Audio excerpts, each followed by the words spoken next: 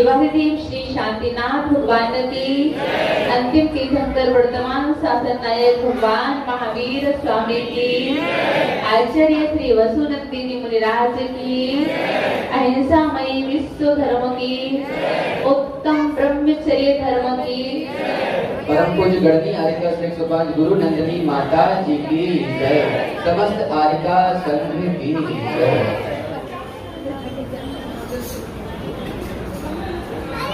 बहुत खुशी की बात है, साधना करने वालों की साधना आज पूर्णता की ओर जा रही है और हम उनको यही मंगल आशीर्वाद देते हैं कि उनके अंदर शक्ति का संचार हो, उनकी विशुद्धियां बढ़ती रहें और जिन्होंने साधना की है उनकी कर्म निर्जरा दिन दुगनी रात चौगुनी हो, उनके अंदर शक्ति का संचार के साथ साथ उनकी विशुद्धियां बढ़ती रहें। ऐसा हमारे साधकों के लिए, सभी साधकों के लिए मेरा बहुत बहुत आशीर्वाद। जिनके लिए प्रतिकूलता आई वो ये समझ के चले हमारी कर्मों की निर्जरा सबसे ज्यादा। कभी भी किसी कार्य में विघ्न आता है या परेशानी होती है, फिर भी अपनी शक्ति को नहीं छोड़ा, अपनी भावनाओं को नहीं दबाया, तो निश्चित रूप से आपकी शक्ति की तारीफ है और प्रशंसा है कि आपके अंदर ऐसी शक्ति का संचार हो, आपकी ऐसी ही उत्तम भावनाएं बनी रहे। आज उत्तम ब्रह्मचर्य का दिन है। 9 अंक को अपन पार कर चुके हैं।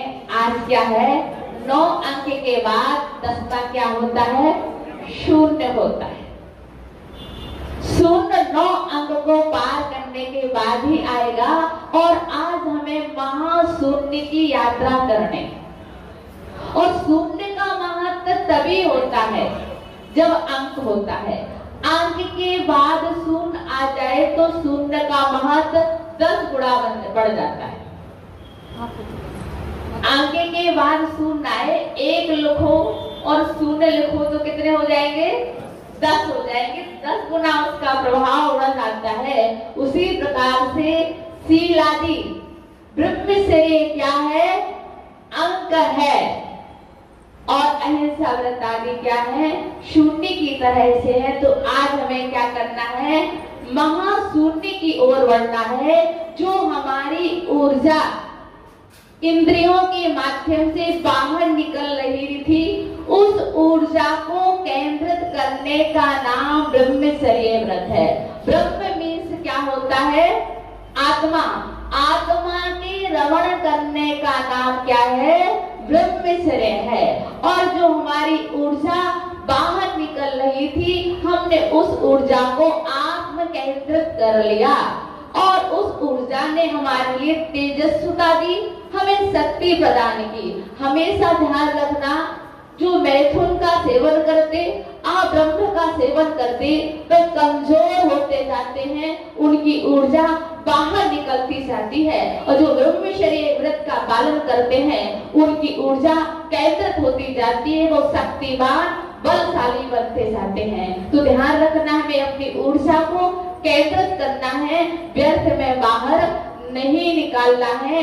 निश्चित है, कभी कभी मुझे लगता है कि यहाँ की सरकार ने सब पर टैक्स लगाया, पर भोजन और भोग पर टैक्स नहीं लगाया।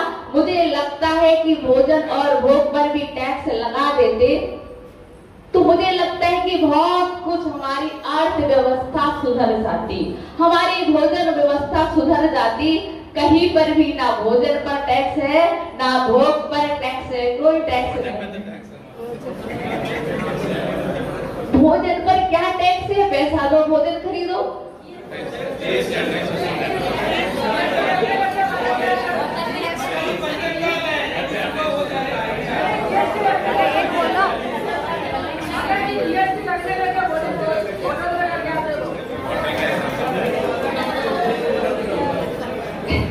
यदि है तो बहुत अच्छी बात है। और मैं समझती हूँ हमारे अब्रह्म के सेवन में सबसे ज्यादा कार्यकर होता है भोजन। जैसा हमारा भोजन होगा वैसे हमारे परिणाम होंगे। आपने भोजन की बात की है तो इस पर एक छोटा सा दृष्टांत, वह जैन साधु नहीं था परंतु बहुत तपस्या करने वाला था। वो महीने भर में एक बार भी क्या करता था, एक वृक्ष की छाल को चाटता था। उसके उपास की तारीफ सब जगह हो गई, यहाँ तक कि स्वर्गों में भी हो गई। इंद्र को लगा मेरा तो सिंहासन चला जाएगा, तो उसने क्या सोचा, इसकी तपस्या को डिगाना चाहिए। तो उसने एक अप्सरा को भेजा। उस अप्सरा के सामने उस अप्सरा ने हर एक प्रकार के अपने रोल दिखाए, एक्शन दिखाए, सब कुछ किया, परंतु शायद वो चलायमान नहीं हुआ। जब चलायमान नहीं हुआ तो अप्सरा ने सोचा मैं तो अच्छे को डिगा देती हूँ, आखिर ये क्यों नहीं दिख रहा है। तो उसने क्या देखा, एक महीने बाद ये क्या करता है, एक वृक्ष की जो छाल है उसको चाटता है। उसी वृक्ष के पास वो गई और उसने क्या कर दिया, उसमें अमृत लगा दिया। अमृत लगा दिया। अब वह जैसे ही महीना पूरा हुआ वह चाटने के लिए पहुंचा। इस बार तो उसे किसका टेस्ट आया, अमृत का टेस्ट आया। अब तो वह 15 दिन में चाटने आने लगा। वह हर दिन क्या करती, उसमें अमृत लगा आती और जैसे ही फिर क्या हुआ, धीरे धीरे 15 दिन क्या, वह 14 दिन, 10 दिन, 5 दिन और क्या एक एक दिन में वह उस छाल को चाटने आने लगा। जब एक दिन में वह 2 बार आया तो उसने क्या, अपने गुरु की आहट से उसे एहसास करवाया कोई है। और जैसे ही उसे एहसास हुआ कोई है तो उसने अपने हाव भाव दिखाए और वह उस रस के कारण, उस अमृत रूपी रस के कारण उसमें आसक्त हो गया और अपने ब्रह्म शरीर को खो बैठा। हमेशा ध्यान रखना, रसना इंद्रिय हमारे जैसा भोजन होगा वैसे ही हमारे परिणामों की गति बनती है। मैंने एक दिन और आपसे कहा था, पंचम काल की बात है। उसका पति चल बसा और वह अपने ससुर साहब के पास रहती थी। ससुर उसको बहुत प्यार करते थे, बहुत उसकी सुविधाएं करते थे, सब कुछ करते थे। पर क्या हुआ, एक दिन उसका मन मचल गया क्योंकि उसका ससुर ज्यादा ही ध्यान रखते थे। बहुत अच्छा 56 प्रकार का व्यंजन बनवाते थे, वह टेस्ट से खाती थी। और हमेशा ध्यान रखना, तामसिक भोजन, राजसिक भोजन हमारे भोग को कंट्रोल नहीं कर पाता। उसका मन चलायमान हुआ और वह कहती है, पापा जी मेरी शादी कर दो ना। जो विधवा हो चुकी थी वह क्या कहती है अपने ससुर साहब से, पापा जी मेरी शादी कर दो ना। पापा जी उसके समझ गए इसमें इसकी कोई गलती नहीं है, इसमें मेरी ही गलती है, मेरा ही गुनाह है। तो उसने क्या किया, उसको संभालने के लिए, उसको सुधारने के लिए उसने एक उपवास किया। और वह बहू भी अपने ससुर साहब को इतना लाइक करती थी, जब ससुर भोजन कर लेते थे तभी वो करती थी।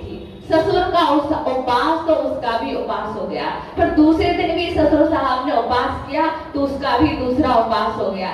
तीसरे दिन भी उसने उपवास किया तो उसने भी उपवास कर लिया।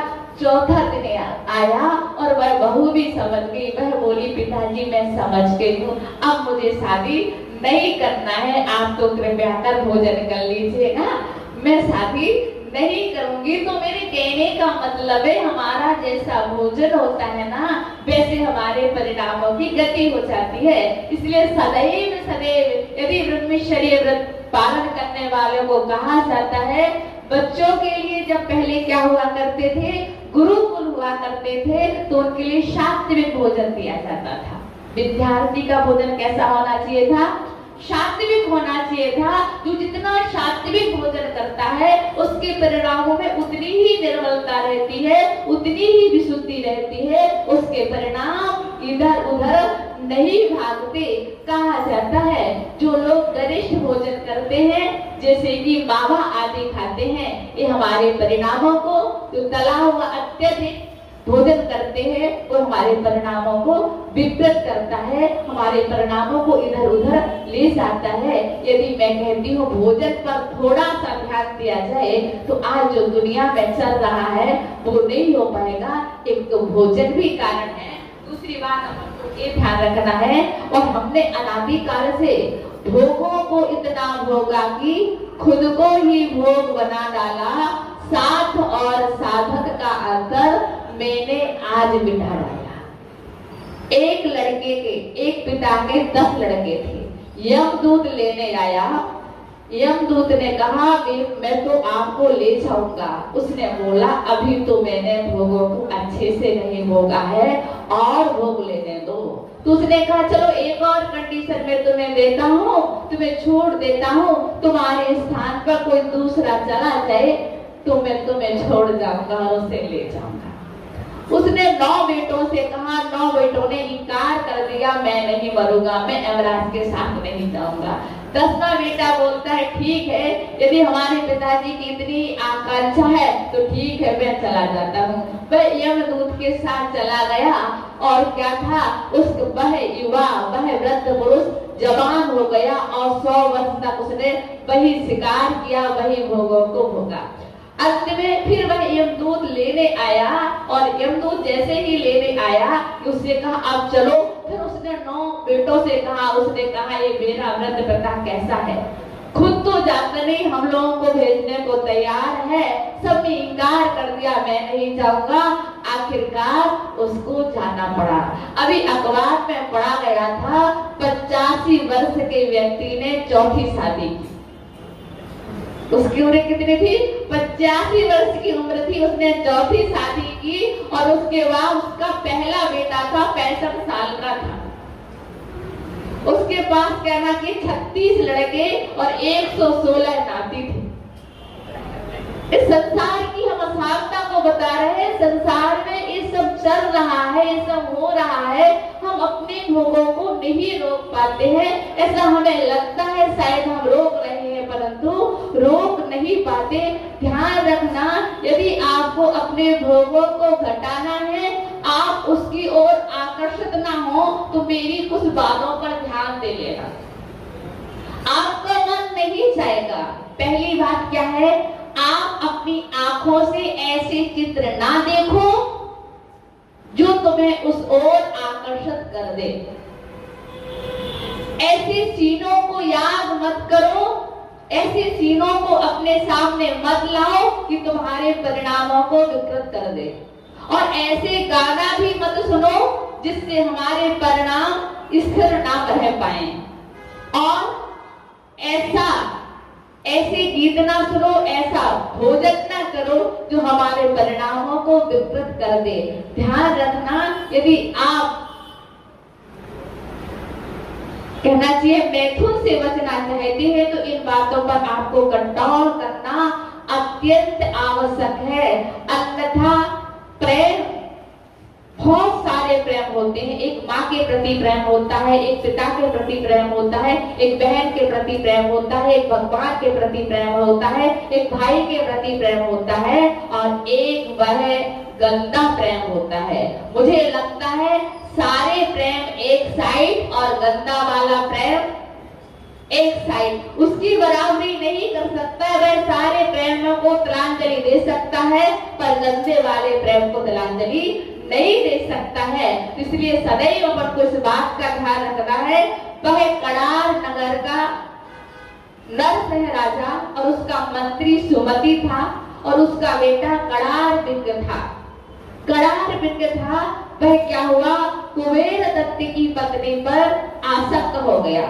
जैसे ही आसक्त हो गया, उसके पिता ने, सुमति ने बहुत समझाया तुम्हें ऐसा नहीं करना चाहिए, एक गलत है, ऐसा नहीं करना चाहिए। पर बेटे के मोह में आकर के उसने उस कुबेर दत्त को बाहर निकालने की कोशिश की।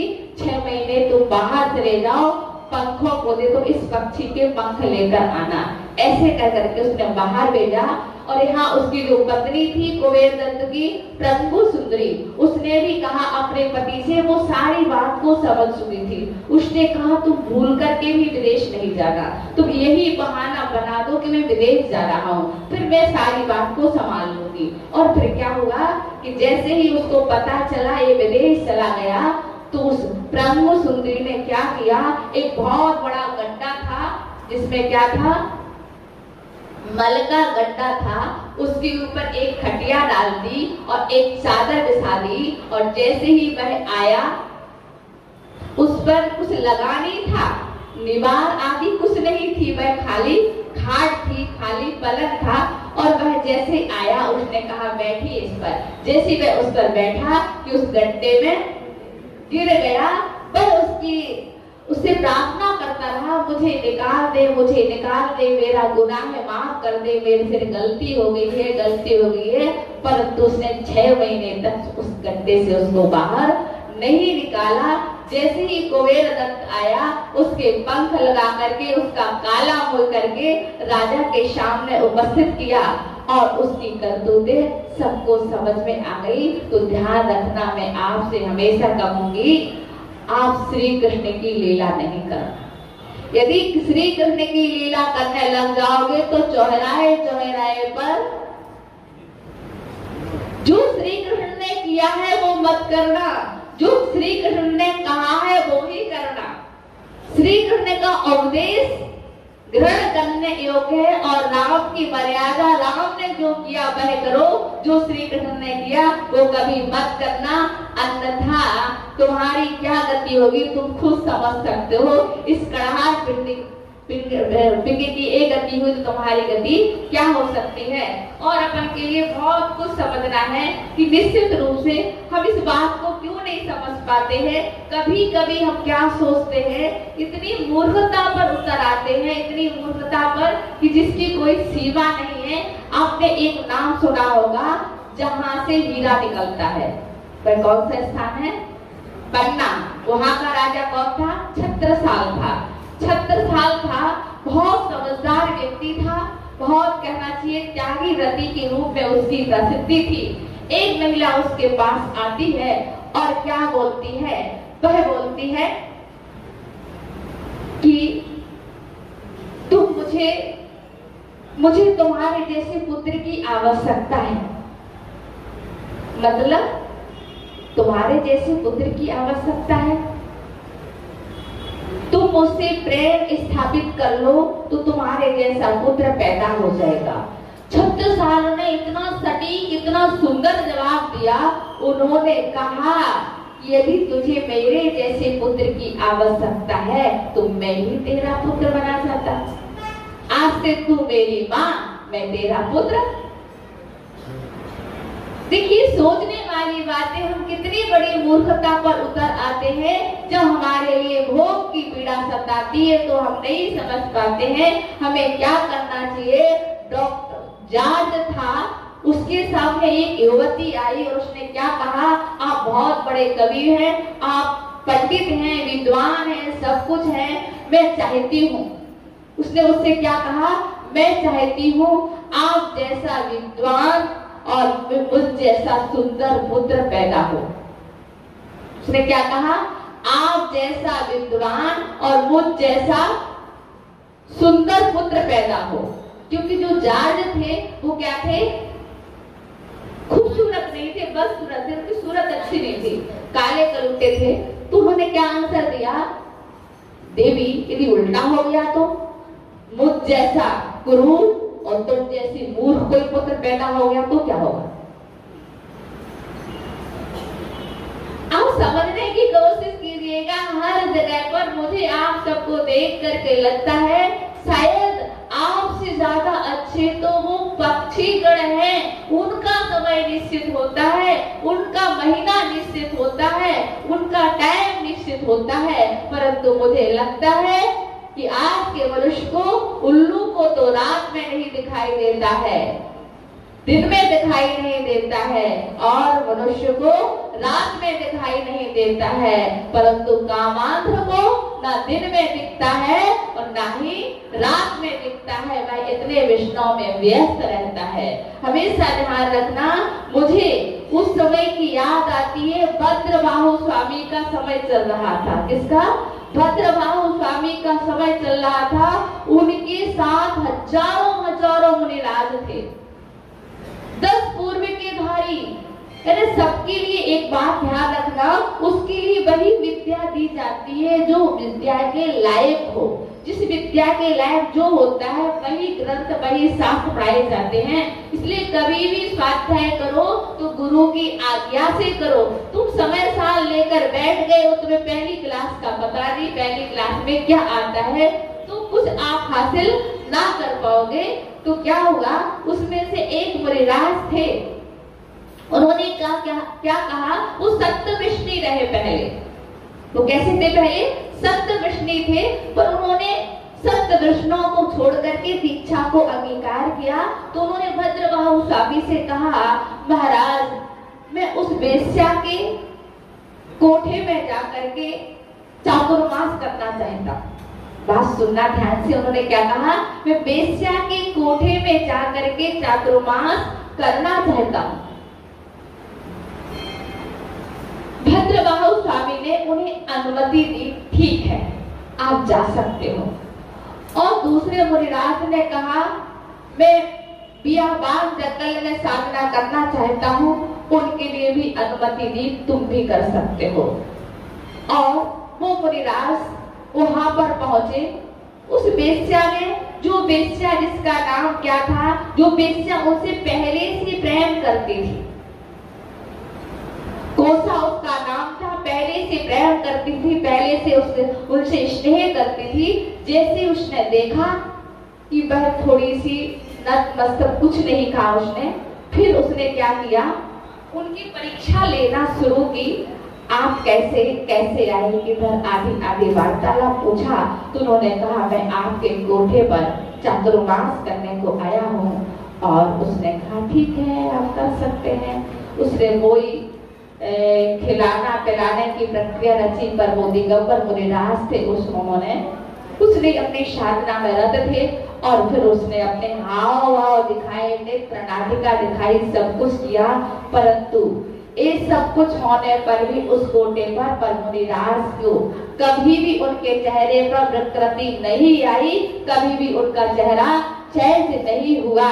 और जैसे ही चातुर्मास करके वो अपने भद्रबाहु स्वामी के पास पहुंचे कि उनकी ख्याति पूरे लोक में प्रसिद्ध हो गई। ऐसे स्थानों पर साधना करना। एक व्यक्ति कहाँ खड़ा था? कोर्ट में खड़ा हुआ था, और जो जज होता है उसकी बेटी थी। उसने कहा कि इसने मेरे साथ गलत किया है, इसने मुझे छेड़ा है। वो कहता है मैंने इसको छेड़ा ही नहीं। जो उसके कहने का तरीका था ना, उसके कहने का तरीका निर्भीकता से, व्यक्ति की कहने की स्टाइल से पहचान जाते हैं व्यक्ति सत्य बोल रहा है अथवा असत्य बोल रहा है। तो उसके कहने का जो तरीका था, निर्भीकता थी, उसकी बातों में सत्यता थी। तो जज ने कहा, कोई ना कोई कारण तो होना चाहिए। ये कह रही है इसने मुझे छेड़ा है, और वो कह रहा है मैंने इसको छेड़ा नहीं है। वकील कौशल पर कौशल करता जा रहा है। इसके उपरांत उसने कहा, मैंने छेड़ा तो जरूर है किसी को, पर इसको नहीं छेड़ा। जज को लगा कोई ना कोई दाल में काला है। तो उसने क्या किया कि तुम जिस ड्रेस पर थी, जिस कंडीशन पर थी, उस पर तुम सामने आओ। और वह जैसे ही सामने आई तो उसने कबूल किया, और मैं स्वीकार करता हूँ मैंने इसको छेड़ा है। आप ही बताइए, हम जैसा युवा, क्या और कोई भी इसको देख करके जो बैठ सकता था? क्या इसको नहीं छेड़ता? तो उस जज को समझ में आया, और निश्चित रूप से गलतियां एक ओर से नहीं, गलतियां दोनों ओर से होती है। और मैं समझती हूँ लड़की की गलती कहीं ज्यादा रहती है, लड़के की कम रहती है। और वे मुनिराज उधर गए, उन्हें सम्मान मिला। उनकी ख्याति को देखकर दूसरे महाराज कहते हैं मैं भी उस कोठे पर चातुर्मास करने को जाऊंगा।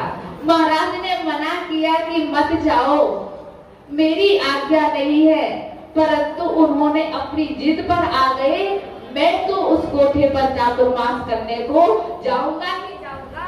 और वो नहीं माने, उस कोठे पर आ गए। जैसे ही कोठे पर आए तो क्या हुआ कि जैसे ही उन्होंने गोसा को देखा और गोसा ने उनकी तपस्या देख करके बहुत प्रभावित हुई थी और इनको देख करके वह ठीक है उन्होंने कहा चातुर्मास करो। इसके हाव भाव पर वो महाराज इसके ऊपर आसक्त हो गए, मोहित हो गए और उन्होंने कहा कि तुम मेरे साथ विवाह कर लो। किसने कहा? उन महाराज ने कहा। तो उन्होंने उस गोसा ने क्या कहा, तुम मुझे नेपाल का कंबल ला के दो, रत्न कंबल ला के दो, तभी मैं तुम्हें स्वीकार करूंगी। वो क्या हुआ, वो महाराज चातुर्मास में पैदल चलते हुए नेपाल पहुंचे। उस राजा ने भी बिना कौशल किए उनको वह रत्न कंबल दे दिया। जैसे ही वो रत्न कंबल को लेकर के कहाँ आए, उस एक उद्यान में वह कौन बैठी थी, वह कोसा बैठी थी और अपने पैर कीचड़ में दिए हुए थी। जैसे ही उसको देखा तो क्या बोलते, कोसे मैं आ गया, कोसे मैं आ गया, कोसे मैं आ गया, ले तुमने रत्न कमल मंगवाया था ना, ले एक रत्न कमल। जैसे ही उसने रत्न कमल लिया और उस रत्न कमल से जो कीचड़ थी उसको देखा, वाकई में उसमें रत्न लगे हुए थे, बड़ा कीमती कमल था। उसने अपने पैरों को पोंछा, जो कीचड़ से भरे हुए पैर थे उसको पोंछा और उस कमल को ऐसी उस कीचड़ में फेंक दिया। तू बोलती क्या कर रही है तू, मैं तो तेरे लिए इतने दूर से चल करके रत्न कमल लाया हूँ और तूने इसको कीचड़ में फेंक दिया। उसने बड़ा सुंदर जवाब दिया, मैंने तो यह पुद्गल का कमल फेंका है, तुमने तो उस रत्नात्रय को ही फेंक दिया। इतना सुनना था कि मुनिराज अंदर से हिल गए, मैं क्या करने जा रहा था, मैं कौन सा अपराध करने जा रहा था, मैं कौन सा बुराई करना जा रहा था। कोसा तूने मुझे संभाल लिया, मेरे अपराध क्षमा हो और मैं अभी इसी वक्त जाता हूँ और महाराज के पास पुनर्दीक्षा लेता हूँ। और दीक्षा लेकर के उन्होंने अपनी साधना प्रारंभ कर दी। एक काम हर किसी को चलायमान कर सकता है, एक भोगों पर कंट्रोल करना कोई आसान बात नहीं है। स्पर्शन इंद्रिय और रचना इंद्रिय पर कंट्रोल करना सबसे बड़ी बात है, सबसे बड़ा कंट्रोल है। मैं समझती हूँ जो लोग ब्रह्मचर्य व्रत का पालन करते हैं उनके अनायास ही सिद्धियां हो जाया करती हैं, उनके अनायास ही बिना कहे काम पूरे हो जाया करते हैं। वो हम कहते हैं सबसे बड़े त्यागी है, सबसे बड़ी व्रति है। ब्रह्मचर्य व्रत का पालन करना कोई सामान्य बात नहीं है। और भी ध्यान रखना, आप ब्रह्मचर्य व्रत का पालन कर सकते हैं। एक आपको हम सूत्र दे रहे हैं कि आप अपने अंदर में दो बातें समाहित कर लो, करुणा और सम्मान। क्या करो? अपने हृदय में करुणा और सम्मान को रख लो। जो हमसे बुजुर्ग है वो हमारे सम्मान के योग्य है, जो स्त्री वर्ग है उसको करुणा की दृष्टि से देखो। देखो वह सीता सती जन्म से लेकर के जब तक उसकी अग्नि परीक्षा नहीं हुई सिर्फ परीक्षा देती रही। पिता ने संकल्प कर लिया जो धनुष चढ़ाएगा मैं उसी के साथ शादी करूंगी। कदाचित वो धनुष नहीं चढ़ा पाते राम, तो उसकी इच्छा तो रुकी जाती ना, उसकी शादी तो नहीं हो पाती ना। उसने तब परीक्षा दी और राम को वनवास मिला था, पर यदि सीता उसके आगे चली, शीलवती कहलाई और उसका अपहरण हुआ। किसके कारण से? राम के कारण से अपहरण हुआ। लोगों ने, और जब जैसे ही रामचंद्र जी उसे घर पर लाए थे वह जबरदस्ती नहीं आई थी, और जैसे ही वह घर में आई और रामचंद्र जी ने ही उसको घर में रखा था, वह जबरदस्ती रुकी भी नहीं थी। परंतु एक धोबी के कहने पर रामचंद्र जी ने उस धोबी की बात को सत्य माना। जो सती थी उसकी बात को इनकार कर दिया, जबकि वो जानती थी सीता शुद्ध है, सीता पवित्र है, सीता शीलवान है। परंतु राम ने भी उसके लिए क्या किया? मर्यादा पुरुषोत्तम थे, हर मर्यादाओं का ध्यान चाहते थे, परंतु शायद नारी की मर्यादा को भूल चुके थे। उसके अंदर लौकस जैसे सपूत थे और बियाबान जंगल में छोड़ दिया। उनके लिए इतनी दया करुणा नहीं आई, कोई जानवर इसका भक्षण कर ले जाएगा, बिचारी जंगलों में कहाँ भटकेगी, कुछ भी दया करुणा नहीं आई। इसके उपरांत भी जब लव कुश आए अपनी वीरता दिखाने और उनकी वीरता को देखकर पुत्रों को स्वीकार कर लिया, फिर भी सीता को स्वीकार नहीं किया। सीता सामने खड़ी है तब भी उसे तिरस्कार की दृष्टि से देखती है। हे मूढ़, तू इधर क्यों खड़ी है? यदि तुझे राजमहल में रहना है तो दे अग्नि परीक्षा। और सीता ने अंतिम अग्नि परीक्षा दी, फिर राम ने उसे स्वीकार किया। जब तक अग्नि परीक्षा नहीं होती तब तक और परीक्षाएं शेष रहती है। लड़की जब से जन्म लेती है तब से सिर्फ परीक्षा देती है। कभी अपनी भाई की परीक्षा में पास होती है, तो कभी पिता की परीक्षा में पास होती है, तो कभी सास ससुर की परीक्षा में पास होती है, तो कभी पति की परीक्षा में पास होती है। हमेशा वही करुणा की पात्र है, उसे करुणा की दृष्टि से देखोगे तो कभी भी तुम्हारी उसके ऊपर क्रूर नजर नहीं जाएगी, गलत नजर नहीं जाएगी। उसे सम्मान की दृष्टि से देखोगे। उसको आप जिससे पैदा हुए वह भी तो एक माँ है, जो आपकी बहन है वह भी तो सम्मान योग्य है, वह भी तो आदर योग्य है। तुम्हारे अंदर करुणा और सम्मान समा जाए तो तुम्हारी कभी भी निगाहें नीचे गलत नहीं हो सकती। और हम स्त्री वर्ग को भी यही कहना चाहेंगे कि वाकई में यदि स्त्री बनी हो तो उसका रीजन क्या है? सम्यक तुम्हारे पास नहीं था। सम्यक दृष्टि जीव कभी भी स्त्री पर्याय में जन्म नहीं लेता, वह हमेशा हमेशा पुरुष बनता है। क्या बनता है? पुरुष बनता है। भावनात्मक में मिथ्या दृष्टि जीव जन्म लेता है, सम्यक दृष्टि जीव जन्म नहीं लेता। नपुंसक नहीं होता, विकलांग नहीं होता। और सम्यक दृष्टि जीव कहीं विकलांग नहीं होता। कदाचित आप स्त्री बन चुकी हो और सम्यक भी प्राप्त नहीं किया तो हमेशा 3 बातों का ध्यान रखना। वो बात क्या है? एक बात तो ये है, एक बात क्या है? कभी भी ईर्ष्या नहीं करना। क्या नहीं करना? ईर्ष्या नहीं करना। वह चक्रवर्ती की पटरानी सिर्फ ईर्ष्या के माध्यम से छठवें नरक जाती है। दूसरा प्रश्न, दूसरी बात ध्यान रखने योग्य है, कभी भी छल कपट नहीं रखना। यदि मिथ्यात्व की अवस्था में भी हो तो छल कपट नहीं करना, तो स्त्री पर्याय नहीं मिलेगी। अगली बात क्या है?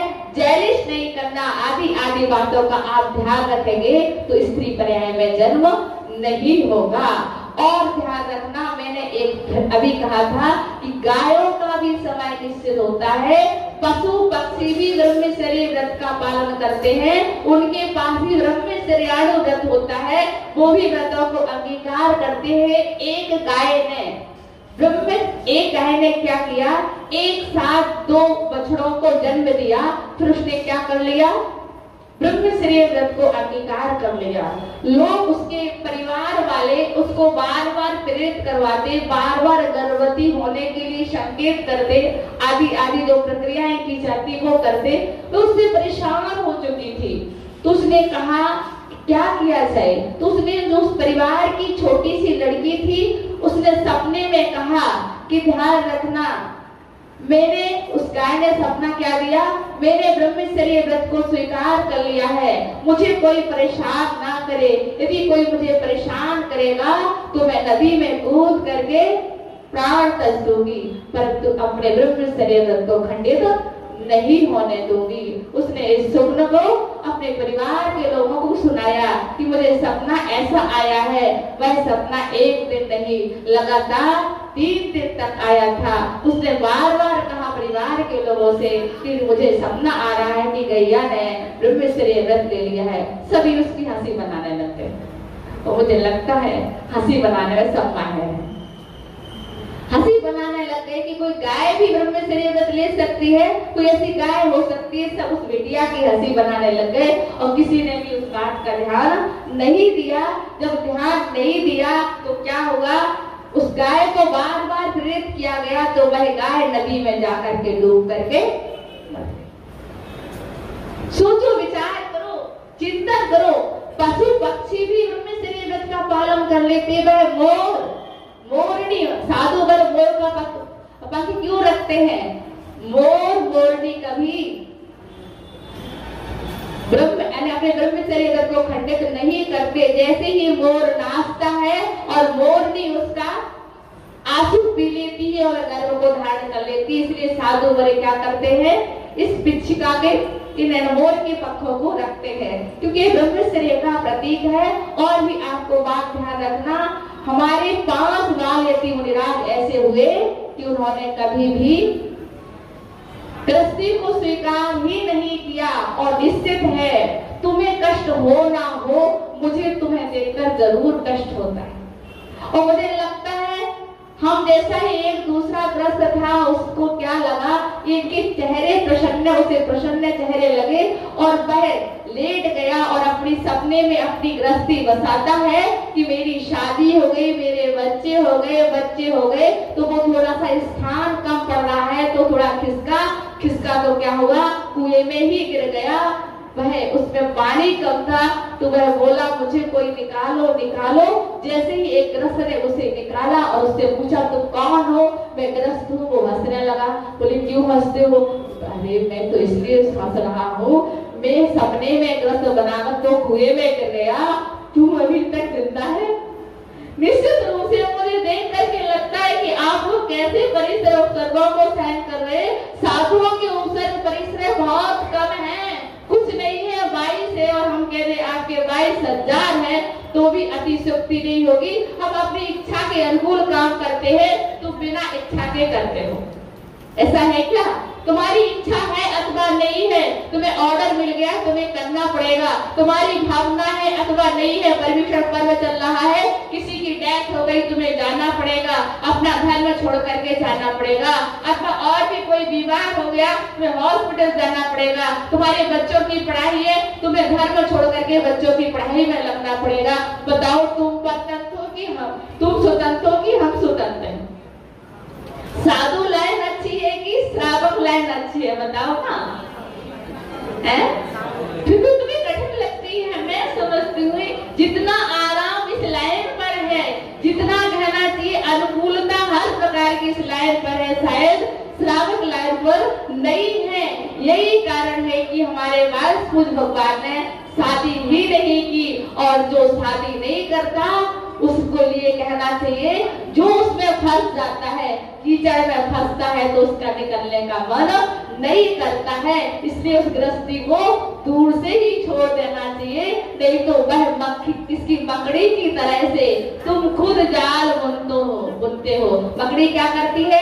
अपना जाला स्वयं बनाती है और उसमें ही फंस करके मर जाती है। इसी प्रकार से आप लोग भी 2 के 4, 4 के 6, 6 के 8 और कभी निकल नहीं पाते हो उसी घरौंदे में सब हंसते हो। विचार कीजिएगा, सोचिएगा, चिंतन कीजिएगा, आपके लिए कितना अमूल अवसर है।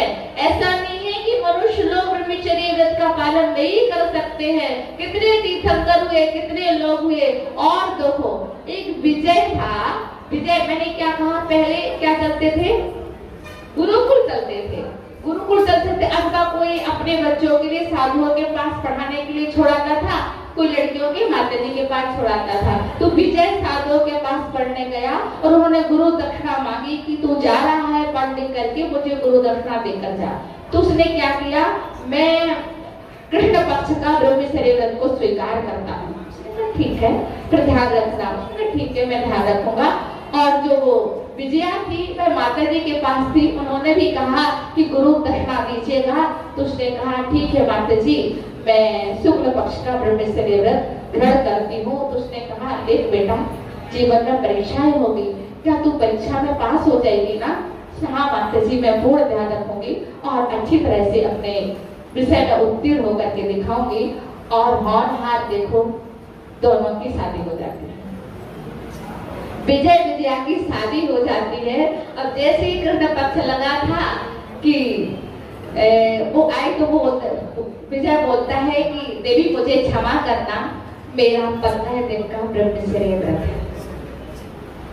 जब शुक्ल पक्ष लगा तो वह विजया कहती है, देव मुझे क्षमा करना, मेरा शुक्ल पक्ष का ब्रह्मचर्य व्रत है।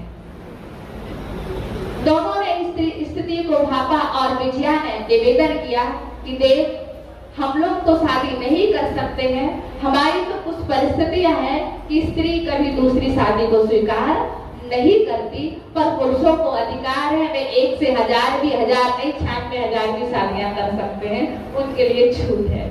तो तुम कर सकते हो, तुम्हारे लिए छूट है, कोई दिक्कत नहीं, आप कर लो, मैं आपको देख करके जी लूंगी, पर मैं ईर्ष्या नहीं करूंगी, द्वेष नहीं करूंगी, मुझे प्रसन्नता होगी, आप शादी कर लोगे।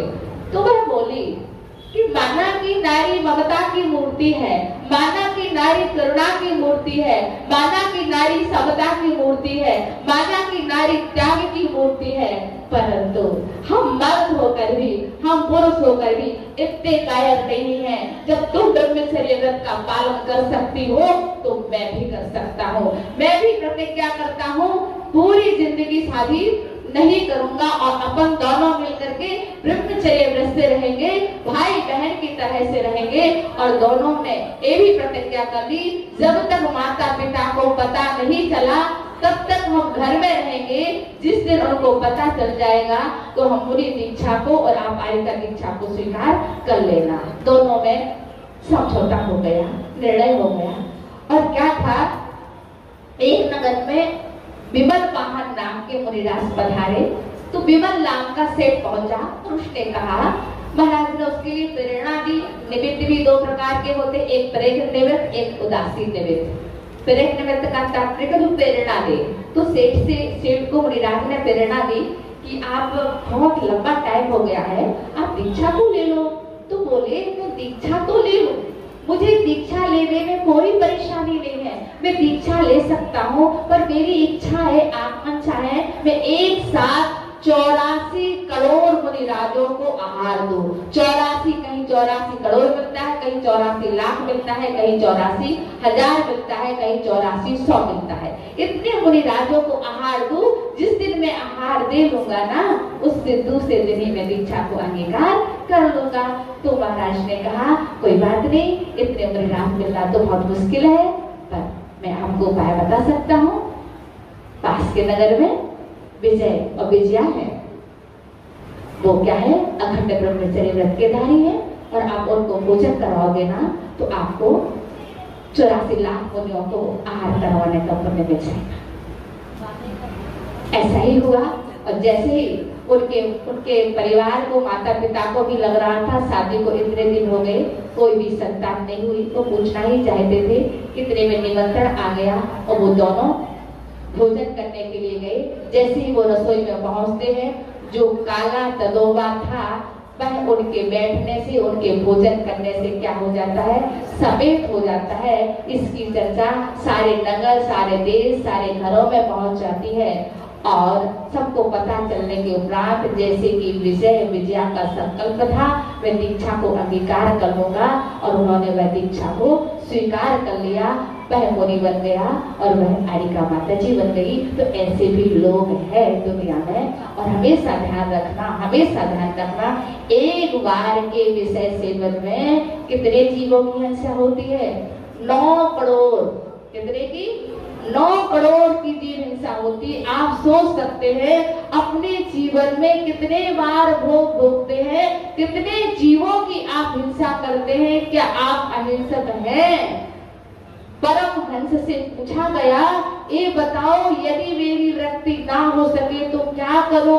उसने कहा, जीवन में एक बार भोग भोगो। उसने कहा, इससे भी काम ना चले तो क्या करूं? उसने कहा, साल में एक बार भोगो। उसने कहा, इससे भी काम ना चले तो क्या करूं? तो उसने कहा, महीने में एक बार। मैं बोला इससे भी काम ना चले तो क्या करो? उसने कहा कफन खरीद लो, जो दिखाई सो करो। कहने का तात्पर्य मेरा है कि अपन की इन सारी बातों को समझना चाहिए, सोचना चाहिए। ध्यान रखो कितने सारे त्यागी व्रती हो चुके और आश्चर्य विद्यासागर का संग पूरा बाल ब्रह्मचारी संग है। अधिकांश लोग बाल ब्रह्मचारी हैं। कम से कम हम और कुछ ज्यादा नहीं कर सकते हैं तो अष्टमी चतुर्दशी का हमारा ब्रह्मचर्य व्रत होना ही चाहिए। और निश्चित है जो ब्रह्मचर्य व्रत का पालन करते हैं उनके पास अनायास ही शक्तियां आ जाती है, उनका शरीर में शक्ति रहती है, बल रहता है, उनके शरीर पर चमक रहती है। और जो मैथुन का सेवन करते हैं उनके शरीर की चमक आदि सब ही चली जाती है। तो आप सभी के लिए मेरा एक ही संकेत है, आपका टाइम बहुत हो चुका है, आज 9:35 हो चुके हैं। तो पुनः आपको संकेत है कि आप क्या करें, इस ब्रह्मचर्य व्रत को अंगीकार करें। और हम तो आपको एक ही बात कहेंगे, अच्छा है शादी ना करें, और शादी कर ली है तो धीरे धीरे अपने व्यवस्थाओं को, अपनी कर्तव्यों को पूरा करके, अपनी इस गृहस्थी के जंजाल को छोड़ करके मुनि और आरिका के व्रत अंगीकार करके अपने जीवन का कल्याण करें। इसी में सारे अन्यथा जो भी दिख रहा है सब निस्सार है। जो लोग दिख रहे हैं वो भी निस्सार है, वो कोई सारभूत नहीं है। यदि सारभूत है तो हमारी आत्मा का कल्याण करना, अपनी आत्मा का हित करना, आप सभी अपनी आत्मा का हित करें। ऐसी पवित्र भावना के साथ जय बोले उत्तम ब्रह्मचर्य धर्म की।